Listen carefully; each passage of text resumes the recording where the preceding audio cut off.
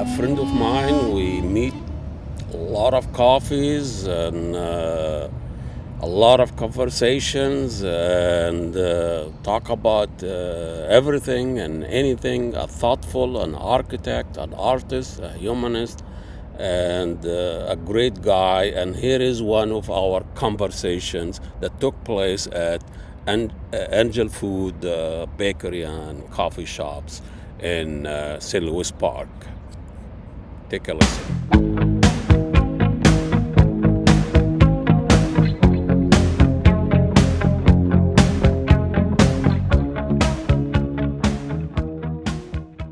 Everybody's watching everybody else, the fascinating thing is that how the machine culture has reinforced that.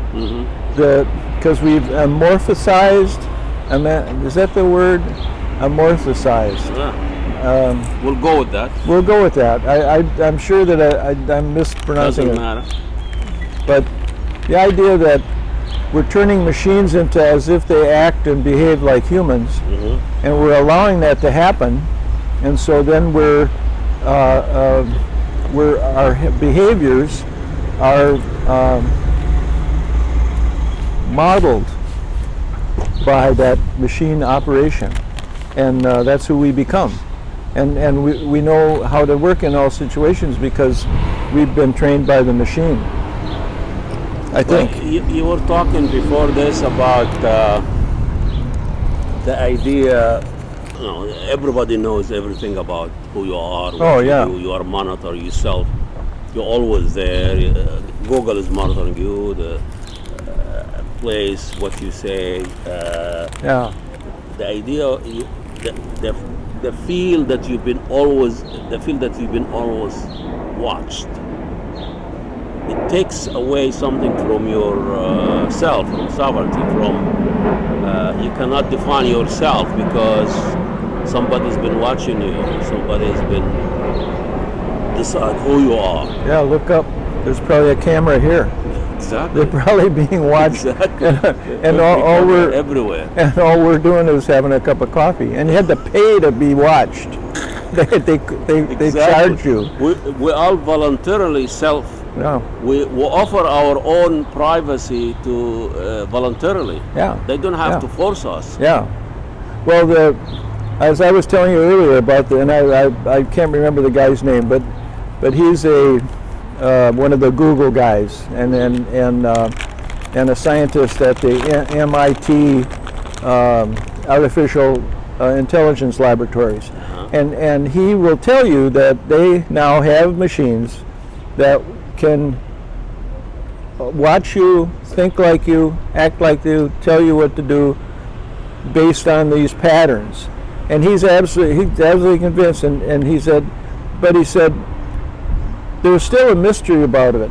There is a mystery to it, but you don't have to know that. We don't have to tell you that. We'll just describe to you and you'll feel comfortable with these machines. And so they know that mystery? No, they don't know the mystery either. There we go. Well, see, so then that told me, wait a second. So I go back and I dig out some stuff by Calvin, the reformist minister in Switzerland, I think, and he invented Protestantism, and his position was that God, that's the mystery, that's the other mystery, knows you, knows everything about you, he knows where you came from, he knows where you're going, he knows that, but he's not going to tell you. You gotta live with that God knows, but you don't. In fact, there's a song like that. God knows, but anyway. And you don't. I don't know the song, but then it struck me, wait a second. And I was humming another song like that as I was driving across Lake Street just this morning. Maybe that's why I called you. And I'm thinking, I'm watching you, every breath you take. Every move you make. Every move you make, I'm watching you and I'm thinking, wait a second. And I can almost hum it. And who is that? Who is that? Who is that? And then it dawns on me, Sting. police. And so, Can't you see you belong to me? And my poor heart aches with every step you take, every move you make, every vow you break, every smile you fake, every claim you stake. I'll be watching you. that, and then it dawns on me, Sting, police. And so, The name of the band is the Police. and that's the funny part of it. It's the police. Can you imagine that? The first time I heard the song, when with little English I know early Yeah. on, I said, "Isn't that stalking? Should it be illegal? Should be legal? Somebody's actually telling his lover or telling somebody, every move you make, everything you take, I'll be watching." Yeah. It is art. Yeah, that's art. Yeah, Yeah. the art of but stalking. what's the art really of- fascinating is, I'm going to guess, because Sting's a pretty smart guy. He knows Calvin. Oh, really? Oh yeah, he knows. He borrowed that from the Calvin. No. Oh, sure, of It's course. not love and whatever. No. He coded the song for her ex-girlfriend that dumped him or something like that. Oh yeah, but we borrow everything. There is no such thing as invention. No, You discover. you discover. Yeah. Yeah, It's a- all done deal. Captain Dave. Yeah. Captain Dave will tell you. You want to learn something new? Yeah. Read an old book. And that's, There was something. and that's why I knew. I've told you my favorite are Heinrich Wilhelm von Loon. He's an incredible writer. Wrote a book on every subject, and illustrated them. Nothing left, huh? Every American school should have a course on Heinrich Wilhelm von Loon. What's And his? he's wrote the one to read is America, but also the best book I think out of 20 or 30 that he wrote is geography.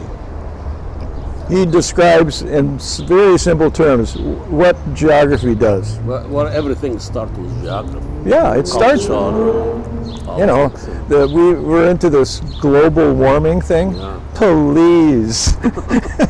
It's Well, been. look at this is the best summer we ever had. I know it's Sitting here at the end of July, yeah, and it's people. beautiful. The newscast saying, "Ooh, it's going to be really sultry this weekend." It's summer. It's supposed to be summer. Things to do today. Yeah. They tell you what to do. Oh, and please hydrate. Yeah, yeah. Drink a lot of Make sure water. you buy a $5 bottle of water. It's all selling and buying. Make sure you dress whatever. Yeah. But Think about the people who are running for public office now and what their backgrounds are. And it used to be fairly dependable that most politicians had some kind of connection to the law. yeah, lawyers. They're lawyers, and lawyers are trained to just take one side. That's their job. Yeah. They're under no obligation to blurt out the truth. No. No, they take one side, and so that's what you want. You want two people debating where this guy's just defending his side and the other guy's defending this side, and then they coalesce together and they come up with something that's down the middle. But now the people we have running come from entirely different backgrounds. 15 years ago, I told people, and I'm not that smart, I said, "You think Donald Trump should be in politics? He's a real estate developer. Yeah. He's a crook. Yeah. They're all crooks." And he said it. Yeah, and then he tells you. Yeah, man, you know, Oh, that's he's not the, going to argue with that. no, that's the style that they use. Exactly.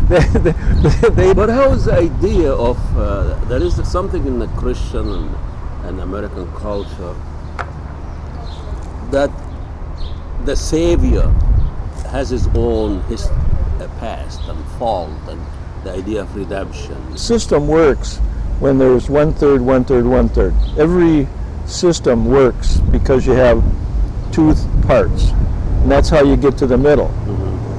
But the system now, there's a whole group of people, and it's almost half, that are willing privately to own up having been cheaters, liars, adulterers, whatever, and never got caught.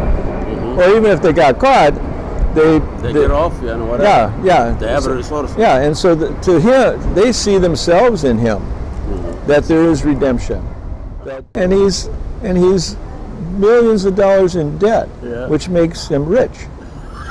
I don't know how that works. That's how you. It's like He that put old. his name on anything. Well, yeah, that's like that old adage, you know. If you owe the bank $100, Uh-huh. they own you. Yeah. You owe the bank $100 million, you own the bank. That's that economy, you know. They're not going to fool with you. No. No, so the other half that's gotten larger and larger and larger are people who've done well.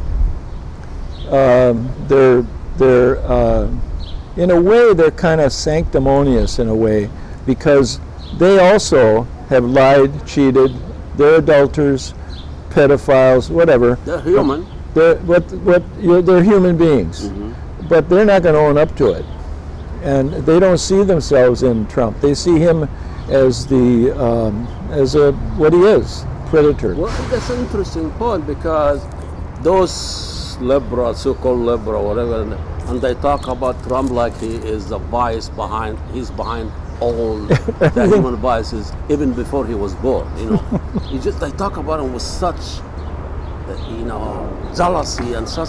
It's like he is charlatan, whatever. But there's a lot of problem that this country have before Trump, or other than Trump, and done by people other than Trump. But the idea that dump it all on Trump, in a way, it release them from their own, what you're talking about, their own fallacy, their own, I mean, for me, and I'm not a fan of Trump or anything, but I think Trump is exposing what's wrong with this establishment. Expose them. Yeah. He goes the people, leaders of the village, you know, the mayor, the chief, whatever, and he tells them what they actually do. Yeah. And everybody, he's an idiot. But he tells the and truth. they deny it. Yeah, deny. Bill Clinton. Exactly. Bill Clinton.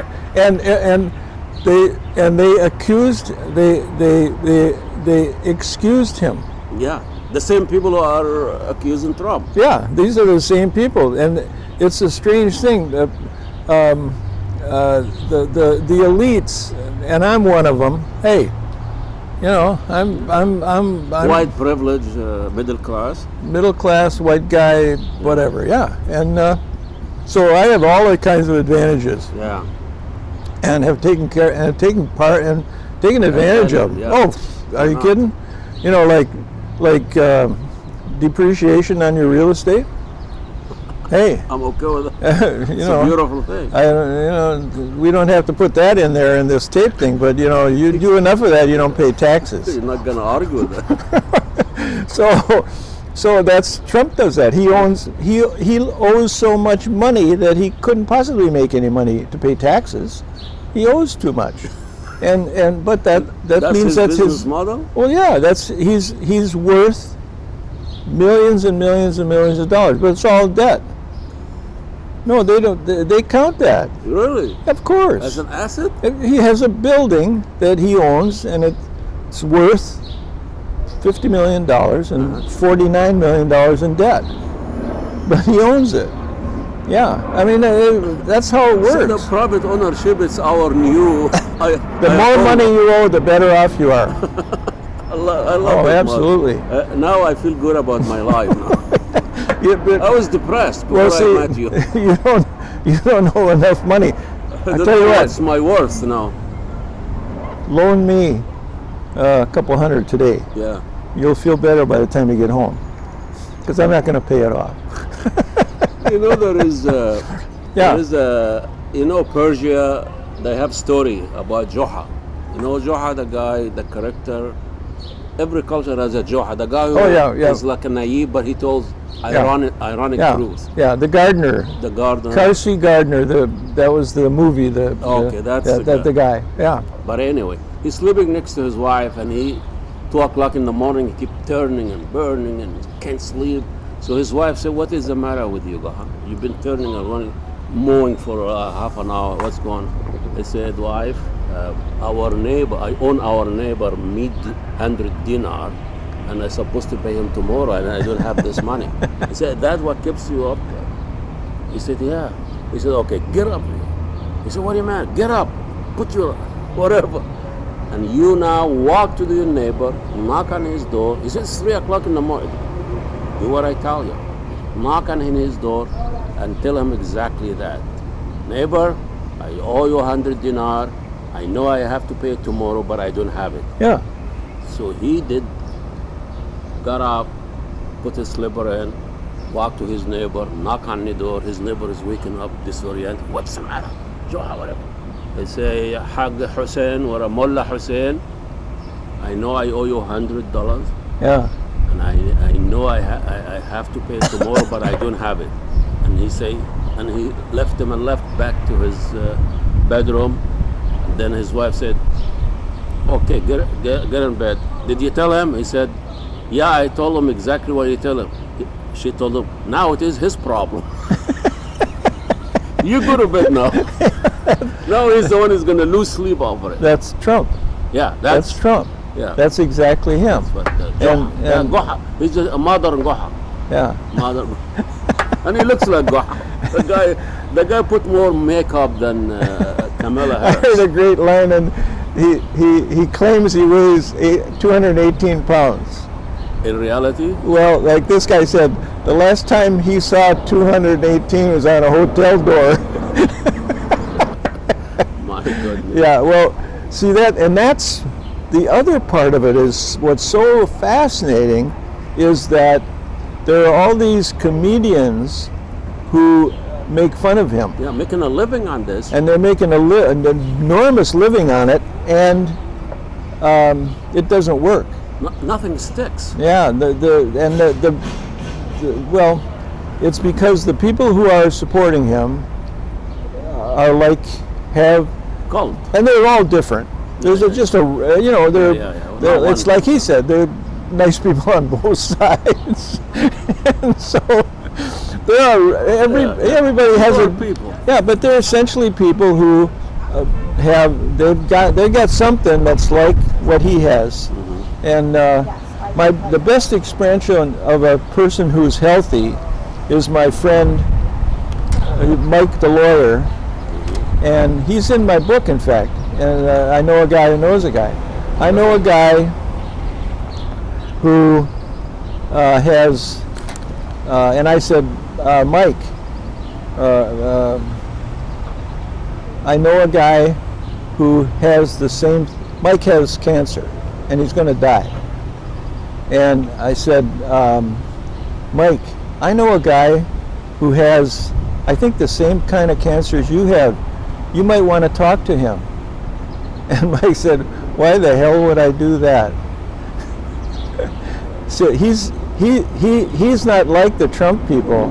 They have the same thing that they have the same virus that Trump has. But this guy but takes all a different ones. But he's taking a different But they approach. want to talk to each other. They don't. They're by supporting Trump, they're owning up to the fact that they have some of the same viruses. On the other side, the same people, the liberal elite, whatever you want to call them, have the same vices or viruses, but they're not the ones Trump has. They don't see it in Trump. Their adultery is different than his adultery.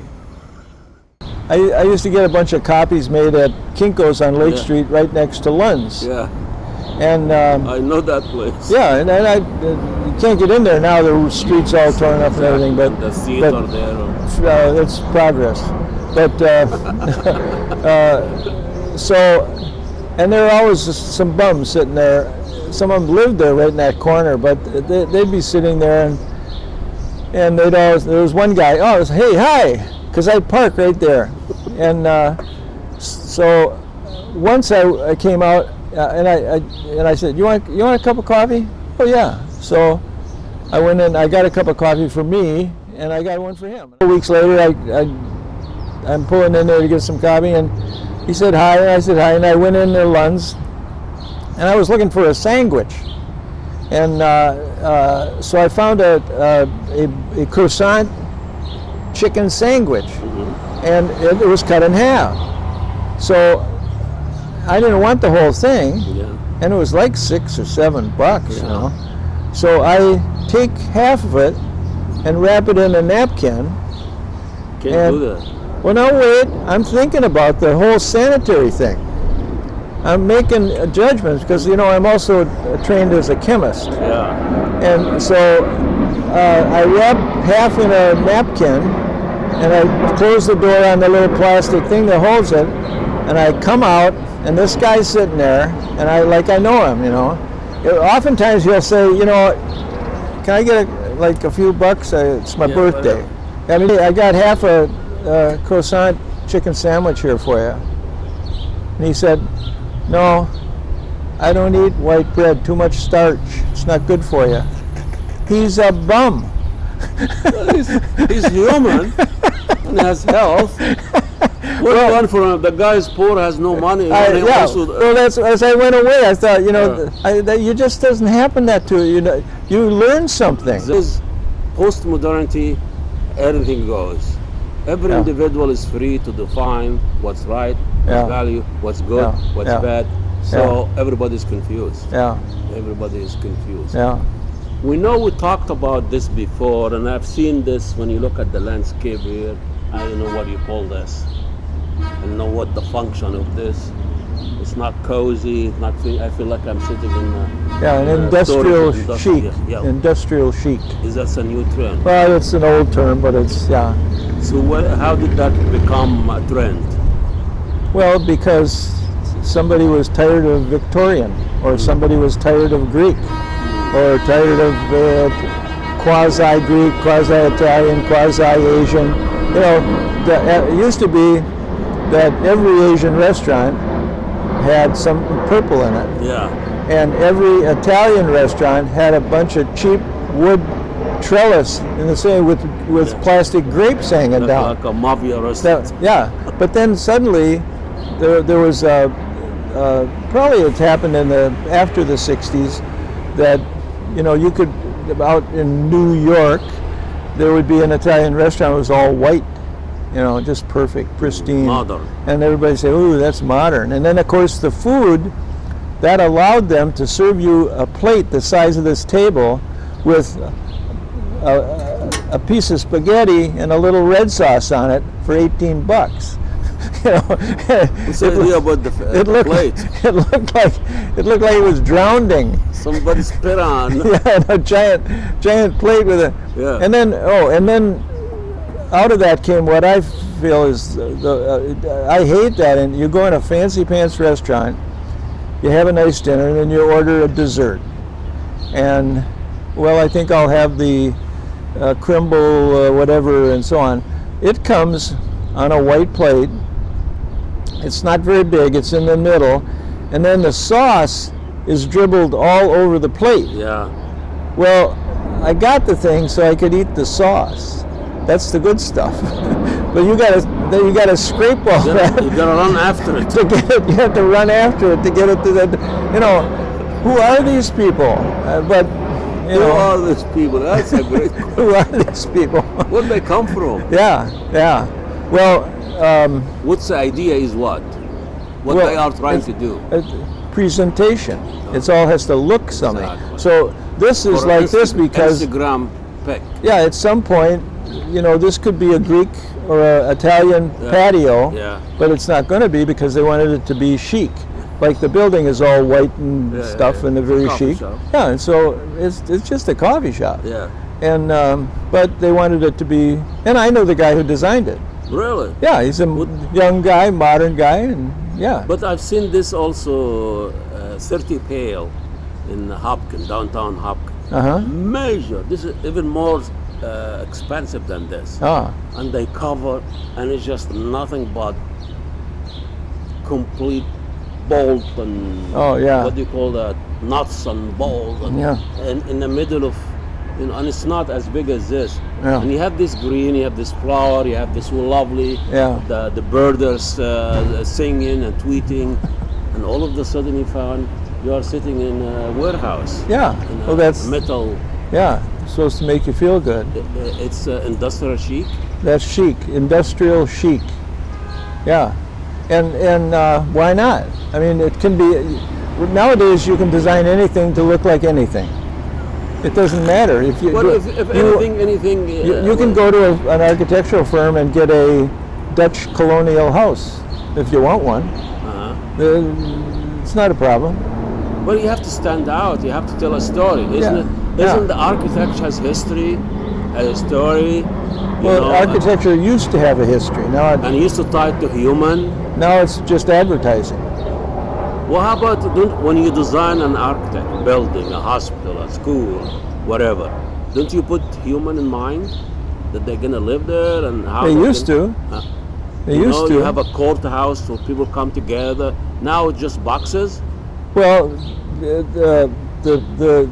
the function is driven by a kind of artificial programming. I see. That is that, sure, if you go back to the history of hospital design, there are a whole series of, there's the round hospital, Exactly. there's the triangular hospital, there's the Yeah. real long hospital. remember those. And so now they've all hotel.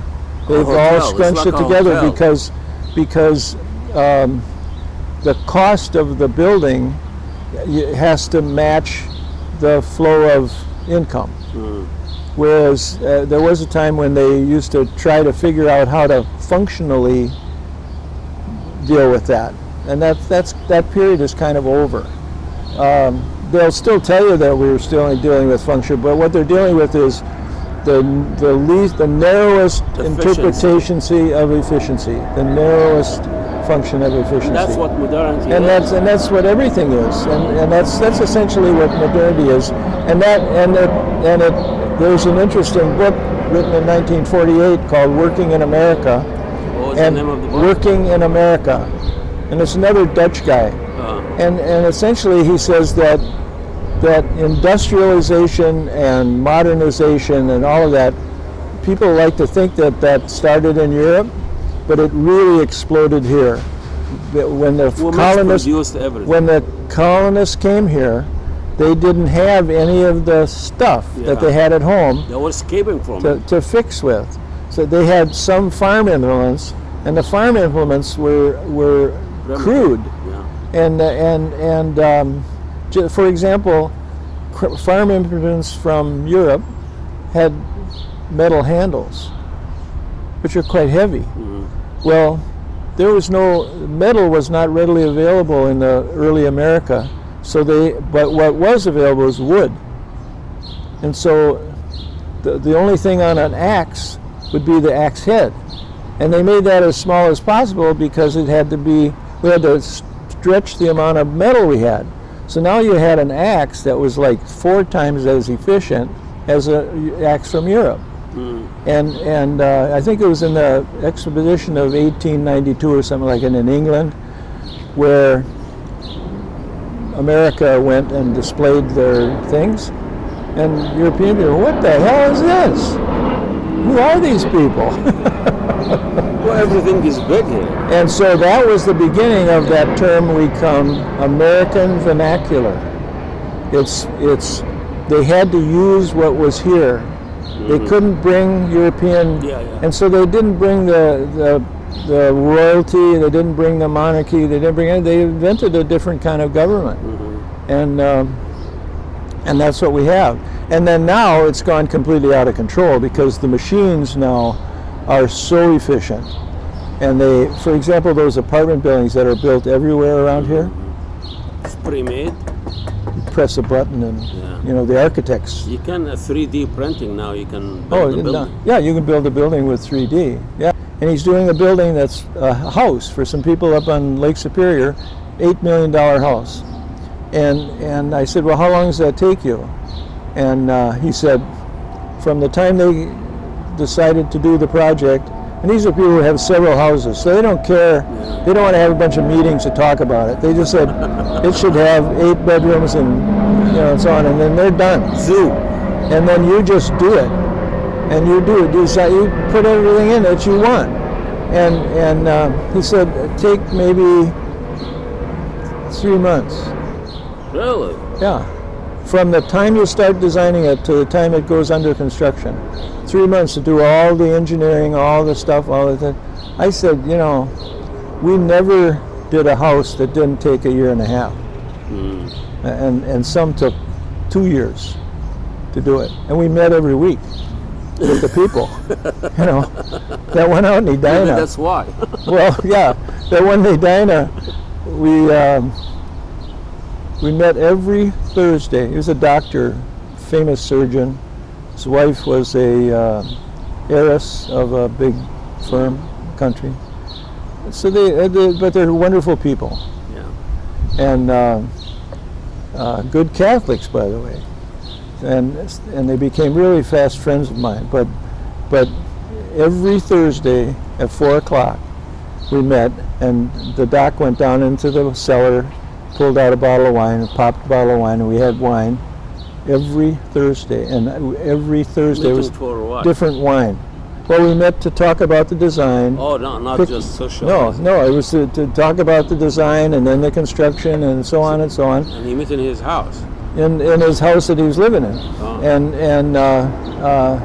2.5 years we did that. And I don't think we ever drank the same wine twice. Maybe that's why. That's Yeah. good wine. Well, one time I went out to this meeting, and it usually started at 4 and it would be over about 5:30, something like that. And then I was supposed to meet with a client that I didn't like, and I didn't want to do the project, out in Bloomington.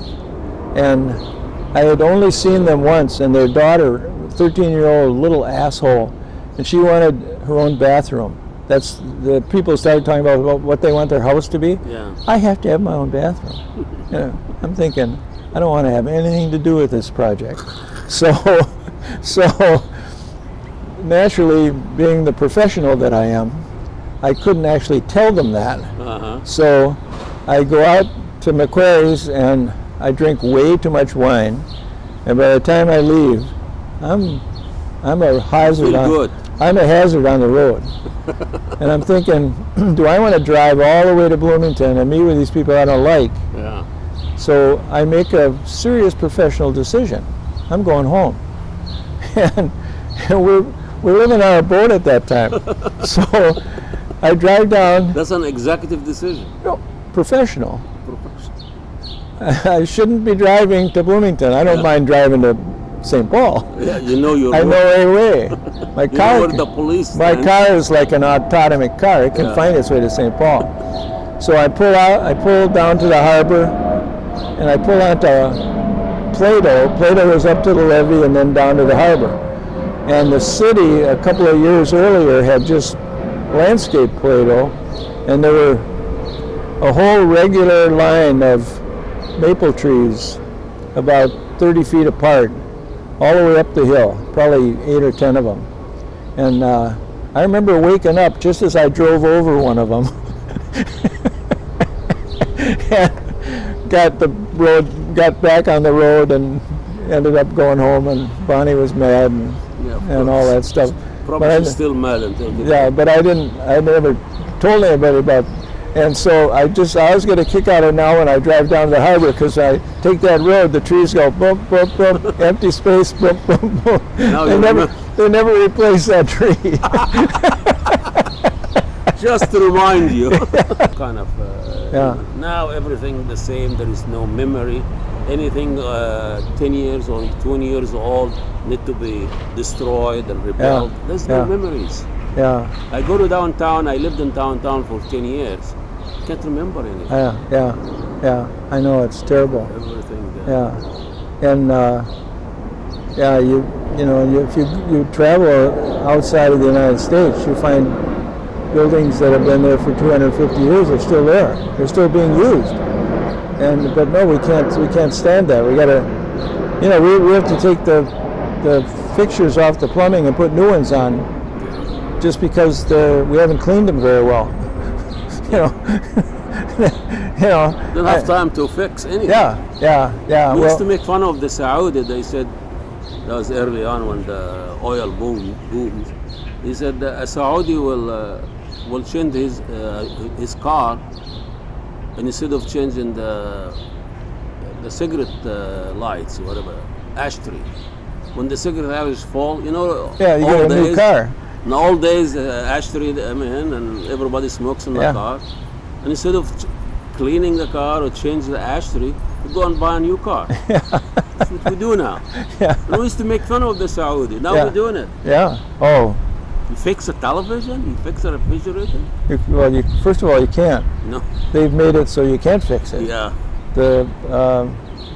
Well, if we're ever, again, like I said to somebody, I said, I don't want to be the person who told you so.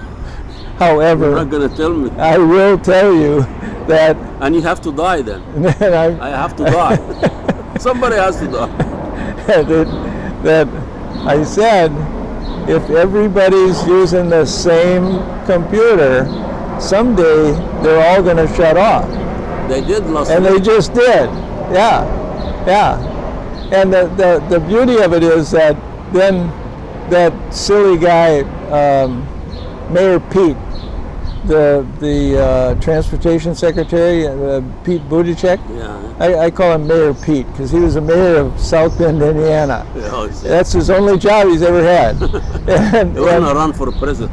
And he's going to run for president. But anyway, he comes out and he blames Delta Airlines. What the hell? What are they going to do? It is their fault. As victim as you are. They didn't fix it fast enough. Well, we can't. We didn't do it. Yeah. Mayor Pete. He runs for president. He was the mayor of South Bend, Indiana. Well, South Bend, Indiana is run by Notre Dame. College. It's not a college. It's Notre Dame. and so if something's going to happen in South Bend, Indiana, and Pete Buttigieg is the mayor, he calls up the Archbishop to see if it'll be okay. Really? Oh yeah, that town rules that city. Well, yeah, it's Notre Dame. It's big. It's a big deal. If you go to the football game at Notre Dame, it lines up perfectly. At one end, about 2 blocks away, is a statue of Jesus, and he's like this. He's signaling a touchdown. They call him the touchdown. No touchdown. They call him Touchdown Jesus. Yeah. Somebody told me that when soccer is presented on television, the entire thing runs straight through. There are no commercials because they can't take a break. They can't stop it until it ends. Whereas football, the referees are in charge of. I started to say that about the kind of people who now are in government. There are people who have spent their life figuring out how to control something. And in the case of Trump, it's how to control real estate deals. And it doesn't matter whether he's making any money or not, he wants to win. And so he has a pattern that he follows, and he's uninterrupted by anything else. Kamala Harris comes out of a legal profession, which is driven by particular rules of behavior by two sides, and then she got into politics. And politics is another control system. But And- I thought politics is about compromising. Yeah, but the rules are all specific. So she came up through that, and then if she picks the guy, the astronaut, think of it. He comes from an entirely different control system. Military, astronaut, space. He is unfamiliar with any of the rules. Human endeavor. No, yeah, none of his, and if you're going to be successful in the military, you Cancel your mind. there's only, like in the military, there are only a few people you have to answer to as you start out, because you're one guy, and there's like in the Marines, and the Marines have a 3-tier system. Every 3 people have a person in charge of them, and then the next thing is 3 groups of 3 has somebody in charge of them, and it's all 3s. And so when you start out, you only have to answer to those 3, to that one person and the 3 people that you're part of. So you got to get along, and then you have to manipulate the guy who's in charge, and then that guy gets assigned to 2 other 3s. So now he only has to manipulate. He doesn't have to manipulate the people behind him anymore. He has to manipulate the 2 people in front of him, and they go all the way up till they're generals. And that's I think he came out of the military or Air Force a general. So he lives in a different system than those other 2. There's no capitalism in his life. None. No. Yeah, interesting. Yeah. So, well, I